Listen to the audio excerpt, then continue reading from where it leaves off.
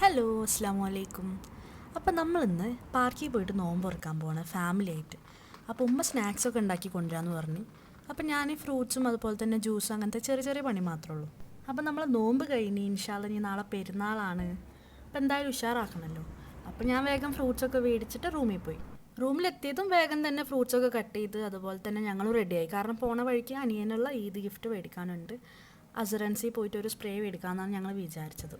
ഒരുങ്ങി കഴിഞ്ഞപ്പോൾ കുറച്ച് ഫോട്ടോസും വീഡിയോസൊക്കെ എടുത്തിട്ട് മാച്ചിങ് ആണോ എന്നുള്ള ചോദ്യമൊക്കെ ചോദിച്ചിട്ട് ഞങ്ങൾ എന്ത് ചെയ്ത് നേരെ മൊബൈലിലുള്ള അസറൻസിൽ പോയിട്ട് ഒരു സ്പ്രേ മേടിച്ചു. ഞാൻ ലുലു പോയപ്പോൾ ജ്യൂസ് മേടിക്കാൻ മറന്നിട്ടുണ്ടായി. അപ്പോൾ എന്തായാലും പോണ വഴിക്ക് വല്ല കഫ്റ്റീരിയയിൽ നിന്ന് ജ്യൂസ് മേടിക്കാമെന്ന് പ്ലാൻ ആക്കിയിട്ടുണ്ടായി. അപ്പോൾ പിന്നെ അബൂത് മേടിക്കുക, അങ്ങനെ കുറച്ച് നേരമൊക്കെ വെയിറ്റ് ചെയ്ത് അതൊക്കെ ആയിട്ട് നമ്മൾ പിന്നെ നേരെ പാർക്കിൽ പോയി. എന്തോ ഭാഗ്യത്തിന് ബാങ്ക് കൊടുക്കാനായിട്ട് 2 സെക്കൻഡ് മുന്നേ നമ്മളവിടെ എത്തി. എല്ലാം സെറ്റ് ചെയ്ത് എല്ലാവരും ഇരുന്ന് നോമ്പൊക്കെ തുറന്ന് പിന്നെ ഉമ്മാടെ ഇതി കൊടുത്ത് അതുപോലെ തന്നെ അനിയന് ഗിഫ്റ്റൊക്കെ കൊടുത്ത് നോമ്പ് തുറക്കാനായിട്ട് കുറേ സാധനങ്ങളുണ്ടായിരുന്നു കേട്ടോ. ഉമ്മ മക്രൂണി, ബ്രെഡ് പോക്കറ്റ്, കട്ട്ലേറ്റ്, ഉന്നക്കായ, മോമോസ്, പിന്നെ മറ്റേ എലട, അങ്ങനെ കുറേ ഐറ്റം ഉണ്ടായിരുന്നു നോമ്പ് തുറക്കാനായിട്ട്. നമ്മൾ കുറച്ചായിട്ട് കുറേ ഉണ്ടാക്കാമെന്ന് പ്ലാൻ ഇട്ടിട്ടുണ്ടായി.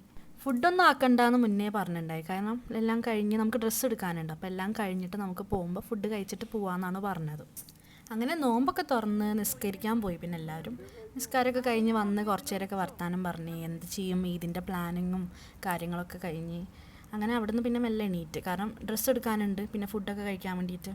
അവിടുന്ന് നമ്മൾ നേരെ ഡ്രസ്സ് എടുക്കാൻ പോയി. ഡ്രസ്സ് കിട്ടി. അതുപോലെ തന്നെ അതൊക്കെ കഴിഞ്ഞപ്പോൾ ഫുഡും കഴിച്ചിട്ട് നമ്മൾ അവിടുന്ന് വീട്ടിൽ പോയി. അപ്പോൾ അത്രയുള്ള ഇൻഷാ അല്ലാ അടുത്ത വീഡിയോയിൽ കാണാം.